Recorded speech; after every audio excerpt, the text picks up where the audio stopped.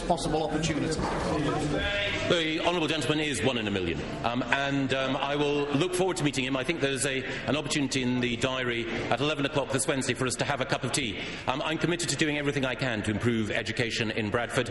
It's a great city, and it has some great representatives. Jenny Chapman. Mr. Speaker, I'll be as quick as I can. Will the Secretary of State have a look at the 16 to 19 funding formula as applied to Darlington College and just make sure it's been done correctly? Well done. I'll do everything in my power. Simon Hughes. Mr. Speaker, my colleagues in London are arguing that there should be youth hubs across the city, open 5 days a week and in the evenings and weekends for young people to receive advice and support. Whoever wins the London elections and is elected to the Assembly, will ministers support that proposal so young people can have better services across the capital city? Well, my honourable friend has been a great champion of some of these youth centres, and of course he has one of the soon-to-be 63 My Place centres in his own constituency, which have been such successful hubs, which I hope will be opened all during the week and weekend for as long as there are young people who want to use them. A policy that was started by the last government, but without the funding that has been secured by this government to make sure they all open. David Simpson. Mr. Speaker, further to the previous question on adoption, will this initiative by the government to speed up the process for potential parents help older prospective parents? I hope it will help all prospective adopters who are capable of offering a good, quality, stable, loving family environment for that child. I've been trying to bust all these myths that people of a certain age or a certain weight or happen to be smokers or not are instantly vetoed from being adopters. That is absolutely not true, and if people of a certain age think that they can offer that home to a child, I would encourage them strongly to come forward and see if they're up for it. Bridgen. Last week I presented certificates to 12 young people in my constituency who had completed the Prince's Trust Team Programme, a programme designed to help those not in education, employment or training gain the skills and the confidence to return to the world of work. Would my right honourable friend agree with me that such programmes are an invaluable tool in getting young people back to work?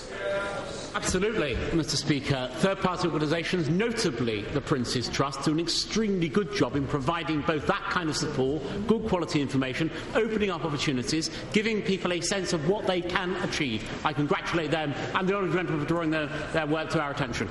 Lisa Nandy. The government recently started X-raying children whose age is in dispute, despite an overwhelming body of medical evidence that this practice is unethical, exposes children to harmful doses of radiation, and is entirely ineffective in determining a child's age. As the Minister responsible for safeguarding and the welfare of children, will he tell the House what he is doing to ensure that this appalling trial ceases with immediate effect? The Honourable Lady is right to raise concerns, and as she will know that this is something that's being led by the Home Office, but something because of our concern about safeguarding children, that my Honourable friend the Minister of State and I have held discussions with the Minister of State. What's absolutely essential is that we have proper checks and controls on people coming into this country, particularly for adults who are masquerading as children in order to come into this country, but that it should in no way be seen to be damaging to those people. We have to get that balance. My honourable friend and I are determined that we do that with the Home Office. Order. I'm sorry to disappoint colleagues, but as usual, demand outstrips supply. Order. I'm pleased to be able to announce to the House that following fair and open competition, Her Majesty the Queen has graciously accepted my recommendation that Mr. Lawrence Ward be appointed to the post of Sergeant-at-Arms with effect from the 1st of May. Mr. Ward has been acting as Deputy Sergeant-at-Arms since the beginning of November 2011.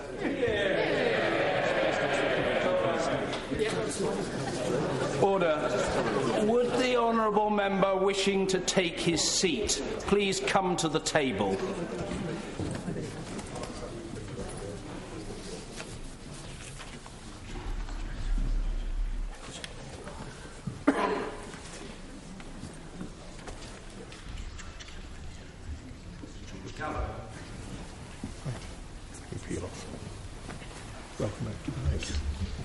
Do you have your certificate of return? I do. Thank you. Would you like to read the words on the card beginning with your name? I, George Galloway, do solemnly... I, George Galloway, do solemnly, sincerely and truly declare and affirm that I will be faithful and bear true allegiance to Her Majesty Queen Elizabeth, her heirs and successors, according to law. Thank you very much.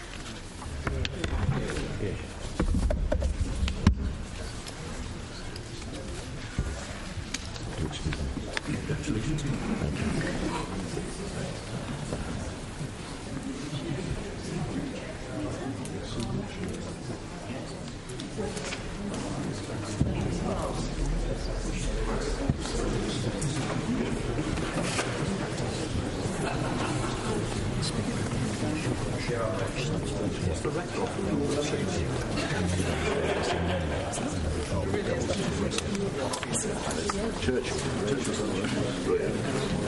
George Galloway, sir, for Bradford West.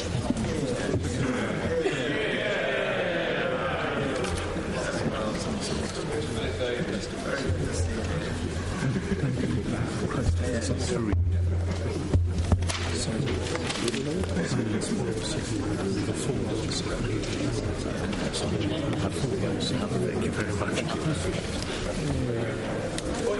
Order. Point of order, Mrs. Sharon Hodgson. Thank you, Mr. Speaker.